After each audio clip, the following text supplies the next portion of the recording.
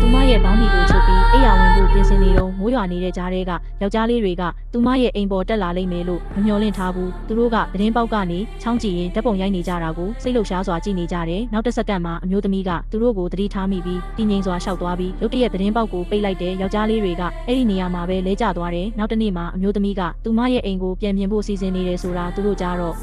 အားလုံးပူးပေါင်းပြီးကူညီကြတယ်ယောက်ျားလေးတွေကသူမရဲ့ခန္ဓာကိုယ်ကိုဆွဲမှတ်သွားကြတယ်ဘာလို့လဲဆိုတော့ဒါကသူတို့ကိုယောက်ျားတစ်ယောက်ဖြစ်ရတဲ့ပျော်ရွှင်မှုကိုခံစားရစေလိုပါမိန်းကလေးတွေတောင်သူမကိုလေးစားပြီးပြန်ပြင်ဖို့ကူညီပေးမယ်လို့ကမ်းလှမ်းခဲ့ကြတယ်တပတ်အကြာမှာအိမ်ဟောင်းကိုရောင်စုံဗီလာအသစ်အဖြစ်ပြောင်းလဲခဲ့တယ်ဒါပေမဲ့အမျိုးသမီးပြောင်းရွှေ့တဲ့နေ့မှာအမျိုးသားတစ်ယောက်ရုတ်တရက်ဝင်လာခဲ့တယ်အမျိုးသမီးကဘာမှမတုံ့ပြန်နိုင်ခင်မှာပဲသူမကိုဆိုဖာပေါ်တွန်းချလိုက်တယ်မကြခင်မှာပဲအမျိုးသမီးက